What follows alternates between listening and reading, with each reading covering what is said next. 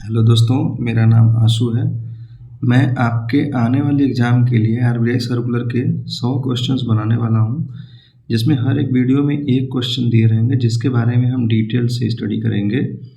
तो आज हम पहला क्वेश्चन अपना लेते हैं, जो अभी रिसेंटली मॉनेटरी पॉलिसी का स्टेटमेंट आया हुआ है 6 अक्टूबर को। हमारे पास एक मॉनेटरी पॉलिसी की कमेटी है जो हमारे इंटरेस्ट के बेंचमार्क को फिक्स करती है, जिससे हमारा इन्फ्लेशन कंट्रोल में रहे। और ये जो हमारा मॉनेटरी पॉलिसी कमेटी है, इसके हेड होते हैं आरबीआई के गवर्नर। तो अभी जो recently on the basis of current and evolving micro economic situation, the monetary policy committee as its meeting on 6 October decided to.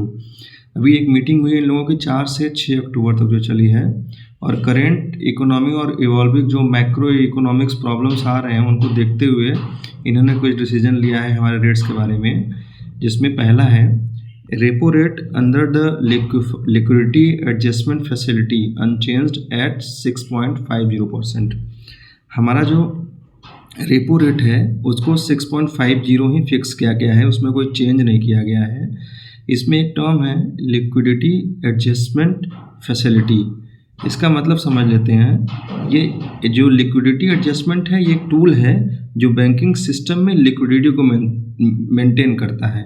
ये मैनेज करता है कि किस हिसाब से हमारी लिक्विडिटी बैंकिंग सिस्टम में चलती रहे। तो रेपो रेट को, जो हमारा पिछला रेपो रेट था 6.50, उसी फिक्स किया गया है, इसमें कोई चेंज नहीं किया गया है। और हमारा जो सेकेंड है standing deposit facility. Standing deposit facility के बारे में पहले जान लेते हैं। यह एक ओवरनाइट डिपॉजिट फैसिलिटी है जिसमें बैंक अपने एक्सेस मनी को आरबीआई के पास रखकर इंटरेस्ट अर्न करते हैं। तो जो ये इंटरेस्ट रेट है ये भी 6.25 है और इसको पहले की तरह ही अनचेंज रखा गया है, अब इसमें कोई चेंज नहीं किया गया है। और जो हमारा मार्जिनल स्टैंडिंग फैसिलिटी रेट है और बैंक रेट, जो मार्जिनल फैसिलिटी रेट है हमारा, वो क्या होता है, जो marginal standing facility interest rate है वह एक इंटरेस्ट रेट है जिस पे आरबीआई शेड्यूल कमर्शियल बैंक को मनी प्रोवाइड करता है। ऐसे शेड्यूल कमर्शियल बैंक जहां पर कभी कभी लिक्विडिटी की शॉर्टेज आती है तो वहां पर एमएसएफ के अंदर लोन प्रोवाइड करता है आरबीआई, और जो अभी 6.75 है। और बैंक रेट जो है वो भी 6.75 है। बैंक रेट बेसिकली वो होता है जिसके ऊपर कभी हम मतलब इस रेट के नीचे हम कभी भी किसी लोन को नहीं दे सकते हैं। तो बेसिक यही है कि अभी इन चीज़ों में कोई भी चेंज नहीं किए गए हैं। Repo rate, standing deposit facility, marginal standing facility और बैंक रेट में कोई चेंजेस नहीं किए गए हैं। और आते हैं चौथे पॉइंट पे, जो बहुत इंपॉर्टेंट है। Real gross domestic product posted growth of 7.8%। जो हमारा रियल जीडीपी है उसने 7.8% का ग्रोथ इस बार पोस्ट किया हुआ है, जो हमारे इकोनॉमी के लिए बहुत अच्छा है। उसके बाद पांचवा पॉइंट है consumer price index. CPI index वो होता है जिस पे हम ये पता कर पाते हैं कि हमारे यहाँ महंगाई कितनी है, हमारा जो सिंपल कंज्यूमर है वो कितनी महंगाई को फेस कर रहा है। तो वो 2.6% इंक्रीज कर गया था जुलाई में, 7.4% हो गया था वो, क्योंकि जुलाई में अचानक से सब्जियों के रेट बहुत बढ़ गए थे, जिसकी वजह से हमारा सीपीआई इंडेक्स 2.6% बढ़ के 7.4 हो गया जुलाई में। लेकिन अगस्त में जब ये जो रेट्स बढ़े थे वो मॉडरेट हो गए, तो फिर से ये 6.8% के अंदर आ चुका है। जो हमारा मेनली जो आरबीआई का टारगेट है कि इन्फ्लेशन को हमेशा 2 से 6 के बीच में रखना चाहिए, उससे अभी ये ज़्यादा है।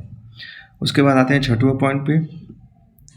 सितंबर 2023 को जो हमारा मनी सप्लाई है वो 10.8% एक्सपेंड कर गया है, और जो हमारा क्रेडिट ग्रोथ है वो 15.3% से इंक्रीज कर गया है ईयर ऑन ईयर। मतलब ये पिछले साल से इस साल 15.3% इंक्रीज हो गया है।